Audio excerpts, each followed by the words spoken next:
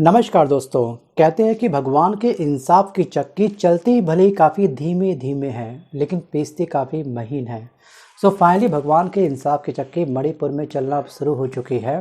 जी हाँ, इसकी शुरुआत अब हो चुकी है जब एन बीरेन सिंह ने बीते कल के दिन अपना इस्तीफा सौंप दिया है। जी हाँ, इसके माध्यम से हम कह सकते हैं कि अब जो मणिपुर के अंदर मैतेई और कुकी समुदाय के बीच में एक लंबे समय से, जी हाँ, 3 मई 2023 से जो हिंसा लगातार जारी थी, जो पूरे मणिपुर के अंदर, जी हाँ, त्राहिमाम जैसी स्थिति पैदा कर रही थी, उस स्थिति के 21 महीने बाद आखिरकार मुख्यमंत्री एन बीरेन सिंह ने रविवार को अपना इस्तीफा दे दिया है वहाँ के राज्यपाल को।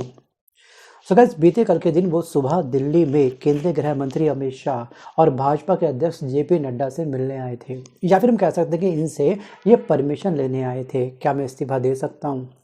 और यहाँ पर वहाँ से लौटने के बाद में, मतलब कि यहाँ भाजपा के अध्यक्ष जेपी नड्डा और अमित शाह से परमिशन लेने के बाद 2 घंटे बाद इन्होंने 14 विधायकों के साथ राज्यपाल से मिल करके अपना इस्तीफा राज्यपाल को सौंप दिया।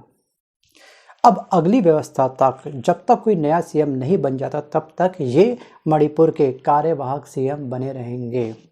और 1 हफ्ते पहले 33 विधायकों ने सोमवार से, यानी कि आज से 10 फरवरी से, जो मणिपुर के अंदर विधानसभा के बजट सत्र में बीरेन सिंह के खिलाफ अविश्वास प्रस्ताव लाने की इनको चेतावनी दी थी। और दोस्तों, ये डर था इनके पीछे, या फिर हम कह सकते हैं कि इनके साथ में, एन बीरेन सिंह के साथ में, जी हाँ, आगे कुआ पीछे खाई थी। मतलब कि घर के अंदर भी इनके अगेंस्ट इनके विधायक खड़े हुए थे और बाहर तो विपक्ष के विधायक लाजमी है कि खड़े होंगे ही होंगे। अब अगर इनके खिलाफ दोस्तों अविश्वास प्रस्ताव पारित हो जाता तो क्या होती, सरकार गिर जाती और ये 33 विधायक थर्ड फ्रंट की सरकार बना सकते थे। और यही कारण है कि भाजपा के जो आला कमान है, जी हाँ, इन आला कमान कौन है भाजपा के, आपको याद होगा, गृह मंत्री अमित शाह आला कमान में आते हैं, भाजपा के अध्यक्ष जेपी नड्डा आला कमान में आते हैं। इनसे परमिशन लेने के बाद में एन बीरेन सिंह ने राज्यपाल को अपना इस्तीफा सौंप दिया और राज्यपाल ने विधानसभा सत्र का जो ये इनके खिलाफ जो अविश्वास प्रस्ताव लाने का जो प्लान था, जी हाँ, उसको धराशायी कर दिया, यानी कि उसको रद्द कर दिया। क्योंकि जब विपक्ष का मानना ये था कि आप इस्तीफा दो, अब फाइनली दोस्तों नेता ने, मुख्यमंत्री ने अपना इस्तीफा दे ही दिया, तो अब अविश्वास प्रस्ताव आप किसके खिलाफ लाओगे। और एक कहावत आपने सुनी होगी कि ना नौमन तेल होगा ना राधा नाचेगी। जी हाँ, ये मुहावरा बिल्कुल सटीक बैठता है एन बीरेन सिंह के खिलाफ अविश्वास प्रस्ताव जो लाया जा रहा था उसके ऊपर। अब बात करते हैं दोस्तों आगे क्या। जी हाँ, आगे हम ये समझ सकते हैं कि बहुत ही जल्द मणिपुर के अंदर दोस्तों राष्ट्रपति शासन लग सकता है। जी हाँ, और ये बात एन बीरेन सिंह ने राज्यपाल को कही है बीते कल के दिन। और राष्ट्रपति शासन कब से लगेगा ये बताएगा अब आने वाला समय। लेकिन बीरेन सिंह को हटाने की जो कवायद थी वो पिछले साल सितंबर अक्टूबर से चल रही थी। तब स्पीकर टी सत्यव्रत सिंह के नेतृत्व में 19 विधायक, जी हाँ, अमित शाह और पीएम नरेंद्र मोदी से मिले थे। तब महाराष्ट्र में, आपको याद होगा, उस समय महाराष्ट्र में सितंबर अक्टूबर मंथ में महाराष्ट्र में विधानसभा चुनाव चल रहे थे। केंद्र का पूरा फोकस था, बीजेपी का पूरा फोकस था, जी हाँ, महाराष्ट्र के विधानसभा चुनाव के अंदर। उस समय आपको याद होगा कि झारखंड के अंदर विधानसभा चुनाव चल रहे थे। केंद्र का पूरा फोकस था झारखंड के विधानसभा चुनाव के अंदर। और इस जो ये उम्मीद थी 19 विधायकों की कि हाँ, एन बीरेन सिंह को पद से हटाना चाहिए, ये बात, जी हाँ, ठंडे बस्ते में जा पहुंची थी। अब फिलहाल दोस्तों दिल्ली में भी विधानसभा चुनाव संपन्न हो चुके हैं, रिजल्ट आ चुका है। दिल्ली के अंदर भी बीजेपी सरकार अब बन चुकी है। अब फिलहाल कुछ समय के लिए केंद्र सरकार फ्री है। जो पेंडिंग वर्क है, जो ठंडे बस्ते में दोस्तों जो बात चली गई है, उनको उठा करके अब उन पर एक्शन लेने का सही समय आ चुका है। दोस्तों तब महाराष्ट्र में चुनाव थे। अब यहाँ पर आपको ध्यान रखना है, एक डेट और है, वो है दोस्तों 3 फरवरी। जी हाँ, इनके इस्तीफा देने की सबसे बड़ी वजह में से पहली वजह दोस्तों है 3 फरवरी की वो तारीख। दिल्ली में वोटिंग से, जी हाँ, 2 दिन पहले 3 फरवरी को 33 विधायक दिल्ली गए थे। इनमें भाजपा के 19 विधायक के साथ 5 कांग्रेस के विधायक और 10 कुकी विधायक थे।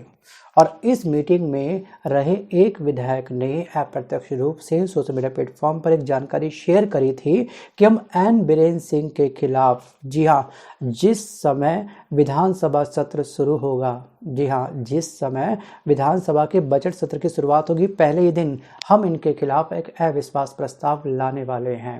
और हम तमाम सभी विधायक इस अविश्वास प्रस्ताव का समर्थन करेंगे। और इसके बाद पार्टी ने जी हाँ बीरेन को इस्तीफा देने के लिए कह दिया था, क्योंकि तमाम जो केंद्र सरकार है उनके अंदर और जो एन बीरेन सिंह है उनके अंदर हल्का सा एक डर बना हुआ था, क्योंकि अविश्वास प्रस्ताव दोस्तों लाना कोई अच्छी बात नहीं है। उससे पहले जी हाँ रिज़ाइन देना ज़्यादा अच्छा कदम माना जाता है भारत की राजनीति के अंदर। अब जानते हैं कि आखिरकार इनके इस्तीफा देने की दूसरी सबसे बड़ी जी हाँ वजह क्या थी। दूसरी सबसे बड़ी वजह ये थी कि हिंसा के समय जी हाँ मणिपुर में जिस समय जातीय हिंसा चल रही थी उस समय एक audio clip social media platform पर बहुत अधिक वायरल हुआ था। और इस ऑडियो क्लिप के against Kuki organisations for human rights trust ने ये दावा किया था इस ऑडियो क्लिप के खिलाफ कि इसमें जो आवाज़ है वो एन बीरेन सिंह की है, जो कह रहे हैं कि उन्होंने मैतेई को हिंसा भड़काने की अनुमति दी थी। और इस घटना के बाद में 6 दिन पहले दोस्तों, आज से 6 दिन पहले सुप्रीम कोर्ट ने सेंटर फॉरेंसिक साइंस लैब को 6 हफ्ते में इस ऑडियो क्लिप की जांच रिपोर्ट पेश करने के आदेश दिए हैं। अब दोस्तों इस ऑडियो क्लिप का ओरिजिन कहाँ से हुआ, ये वॉइस कितना % मैच कर रही है एन बीरेन सिंह के साथ में, अब ये बताएगा आने वाला समय जब रिपोर्ट सामने आएगी तब। और यहाँ पे इनके इस्तीफे को लेकर के कांग्रेस ने जी हाँ मुख्यमंत्री बीरेन सिंह के इस्तीफे को जी हाँ देर से उठाया गया कदम बताया है सोशल मीडिया प्लेटफॉर्म पर। और राहुल गांधी ने सोशल मीडिया पर यह लिखा है कि 2 साल तक बीरेन सिंह ने मणिपुर में विभाजन को बढ़ावा दिया। जातीय विभाजन के आधार पर मणिपुर 2 हिस्सों में बुरी तरीके से दोस्तों बढ़ चुका है और वर्तमान समय के अंदर तब से लेकर के अब तक मणिपुर के अंदर मौत का तांडव बुरी तरीके से मच चुका है। और यहाँ पर इन्होंने ये कहा है कि हिंसा और लोगों के जान गंवाए जाने के बावजूद पीएम मोदी ने उन्हें बने रहने की अनुमति दी सीएम पद को लेकर के। अब उनका इस्तीफा बताता है कि अविश्वास प्रस्ताव की वजह से उन्हें ऐसा करने पर मजबूर होना पड़ा। और फाइनली कहीं ना कहीं काफ़ी हद तक दोस्तों जीत हुई है। एक लंबा समय मणिपुर के मुख्यमंत्री एन बीरेन सिंह को दिया गया कि जातीय हिंसा को प्लीज़ आप लोग कंट्रोल करिए, लेकिन ये उसमें सफलता हासिल ना कर पाए। लेकिन दोस्तों अगर आप मणिपुर के मुख्यमंत्री होते, अगर आप एन बीरेन सिंह की जगह पर होते, जातीय हिंसा इस कदर बढ़ रही है लेकिन केंद्र में आपकी सरकार है, तो आप कौन कौन से कदम उठाते जी हाँ इस हिंसा को ख़त्म करने के लिए। वीडियो को पॉज करके मंथन करके आप मुझे कमेंट जरूर करिएगा। वापस आता हूँ टॉपिक की तरफ और जानते हैं दोस्तों कि आखिरकार अब तक कितना तांडव मच चुका है मौत का जी हाँ मणिपुर के अंदर। लेकिन हमारे जहन में एक सवाल ये भी आता है कि आखिरकार इस मौत के तांडव का जिम्मेदार कौन है। जी हाँ शासन, प्रशासन या फिर ये सब विधि का विधान था।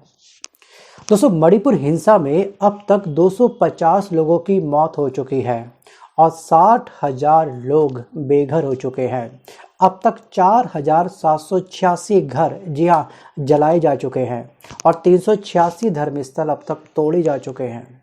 और बीते नवंबर में आपको याद होगा कि कुछ भीड़ ने जी हाँ 3 मंत्रियों समेत 6 विधायकों के घर फूंक दिए थे, उनमें आग लगा दी थी। अभी चंद महीनों पहले की बात है, जी हाँ नवंबर मंथ की बात थी। और इस हिंसा के तहत 5,995 केस दर्ज हो चुके हैं। इनमें 11 गंभीर केस की जांच सीबीआई वर्तमान समय के अंदर कर रही है और 6,745 लोग अब तक जेल के अंदर बंद हैं। जी हाँ ये है वर्तमान में मणिपुर का हश्र।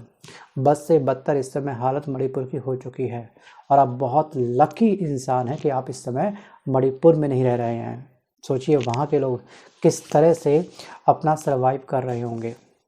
और राहुल गांधी ने जी हाँ सोशल मीडिया के माध्यम से मणिपुर में हिंसा, जान माल के नुकसान के बावजूद पीएम ने बीरेन सिंह को बने रहने दिया और साथ ही साथ अब प्राथमिकता राज्य में शांति बहाली है और पीएम को तुरंत मणिपुर जाना चाहिए, इस तरह की रिक्वेस्ट कर रहे हैं राहुल गांधी। और दोस्तों आपको याद होगा कि जिस समय जी हाँ जातीय हिंसा हुई थी, जिस समय राहत कैंप लगाया गया था मणिपुर के अंदर, उस समय एन बीरेन सिंह अपने घर पर जी हाँ बिल्कुल मुंह में दही जमाए बैठे हुए थे। वो राहुल गांधी उस राहत कैंप में गए थे, वो भी मैंने आपको जानकारी अपने वीडियो के माध्यम से शेयर करी थी। सो गाइस अब क्या होगा, कौन बनेगा यहाँ का नया मुख्यमंत्री और मुख्यमंत्री किस तरह के कदम उठाएगा, यहाँ का शासन प्रशासन मिलकर के कैसे चलेगा, अब वो बताएगा आने वाला समय। लेकिन जातीय हिंसा दोस्तों संभलना बहुत ज़रूरी है, क्योंकि 250 मौतें, 60,000 का विस्थापन होना, इतनी बड़ी संख्या में धर्मस्थल का तोड़ा जाना, ये कोई आम बात नहीं है। तो गाइस आज के इस वीडियो में बस केवल इतना ही। लेकिन लास्ट में एक सवाल बस आपसे ये है कि अगर आप मणिपुर के मुख्यमंत्री होते, अगर आपको मणिपुर का मुख्यमंत्री बना दिया जाएगा, तो आप किस तरह से इस सिचुएशन को हैंडल करेंगे, पॉइंट टू पॉइंट आप मुझे कमेंट जरूर करिएगा। धन्यवाद।